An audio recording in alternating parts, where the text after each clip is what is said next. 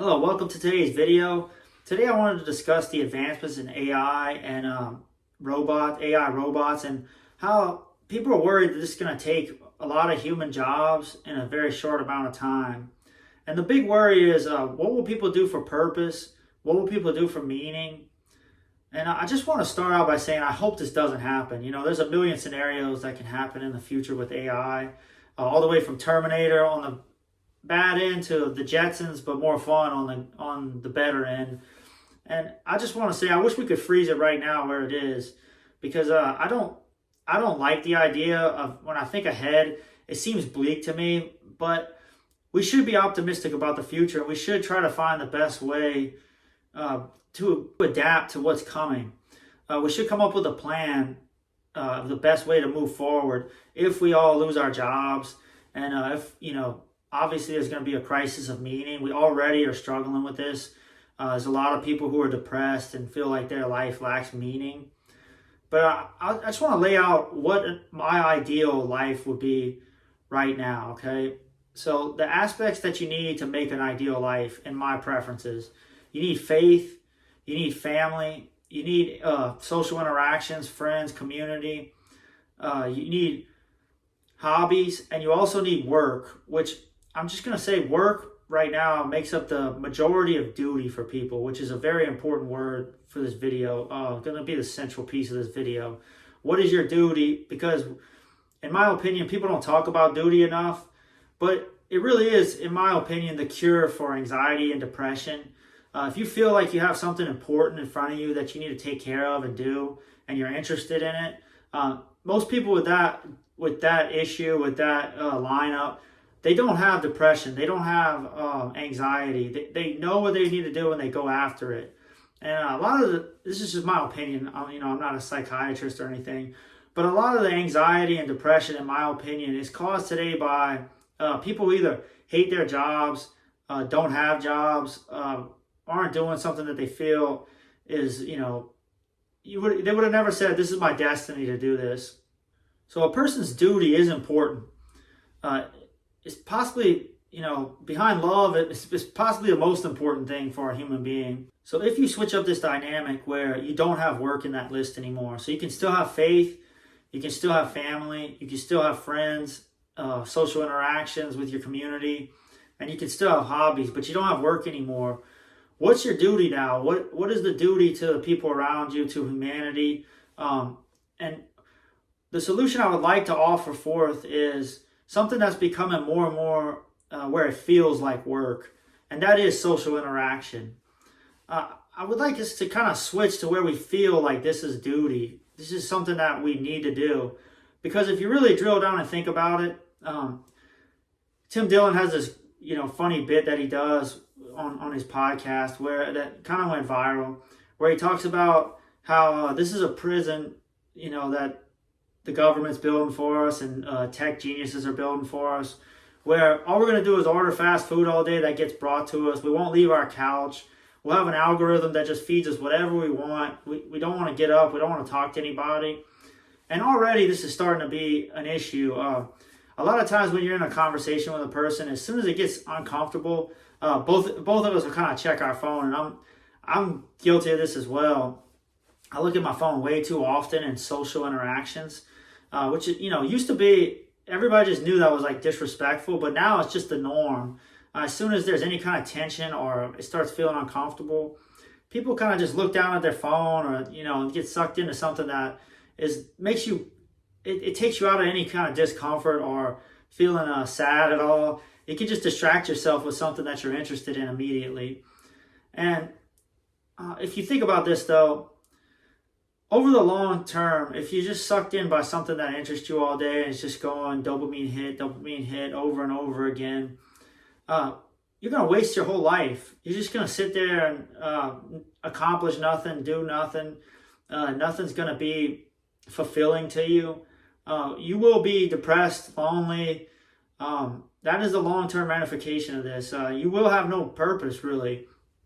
So I think our purpose going forward will be to interact with each other. It will be social interaction, social gatherings, that will be our duty going forward. More and more, there's a lot of memes about this where it's like, if before you call me, text me, make sure you couldn't text me. Like make sure this couldn't be said in a text message. And the joke there is like, I don't want to talk to you. I don't want to talk to anybody. I would rather be left alone. There's a lot of, memes online about, I just want to lay in my bed all day and not be bothered or not. And when you think about that, okay, that's a funny meme if you're working all day, 8 hours, and people are bothering you all day and you're having a hard time. You just want to go be alone for a little while. That makes sense. But if you don't have work and all you want to do is lay there and look at your phone or, possibly, who knows what's going to happen in the future, possibly watch, maybe even be in some simulation where you can be a hero in a story or, you can be in a love story, whatever you're interested in. In the long run, this is still a prison, like Tim Dillon says. It's a good prison, like what he says. It's a good prison. You'll feel like you're in a good prison. It's not a prison like you think of now, but make no mistake about it, it is a prison. That's what he says. And I agree with him. If you're just staring at your phone and the only thing that brings you any, joy is you staring at your phone and going to the next video, swiping to the next video. Think about that over the long term. That's 5 years of just wait. Think about 5 years of you just doing that every day. You're eating whatever you want. You're swiping through your phone. You're going to be very depressed at the end of that and feel very empty. I feel like that's not even up for debate. If you put yourself in that scenario and you think about it, that is what's going to happen. So our duty to each other, our duty to ourselves going forward, in my opinion, is going to be making yourself find what's good in other people, making yourself get through that uncomfortable moment where it's hard, and really being optimistic about it. When you go out into the world, this is my goal anyway. I'm trying to have interactions with people and figure out, what God put into them that's good, the good part of the best part of them, and find a way to encourage that. I think that's the best thing we can do going forward. That is the number one aspect of finding purpose for humanity in a world where we don't have jobs. It's going to be, hey, let's schedule a get together. Let's make ourselves do this. That way we don't just sit on the couch. Right now, there'll be times where me and my wife have something scheduled. And, it sounds like a great idea when we schedule it. And then when it comes to it, it's like we're getting kind of lazy. And be like, man, I kind of wish we were just staying home tonight. Well, that makes a lot of sense in our lives. We have 3 kids. We both have jobs. And we're busy. But if you don't have a job and you start feeling like this, or you're working less and less because AI took your job, and you're still feeling like this, which I think is probably the most likely scenario if we don't fight it. This is in my opinion, our main quest going forward as human beings is to try to connect with each other, try to find the good in each other, encourage the good in each other, and just have meaningful relationships.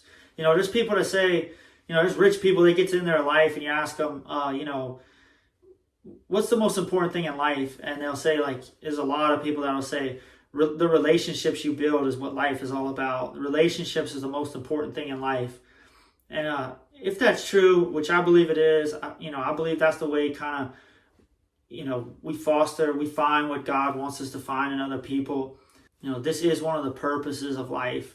And I think it's going to be harder and harder as the algorithm gets better and better. AI gets better and better. There's advancements in technology. There's a robot who can sweep up your house for you, mop, do everything, cut your grass.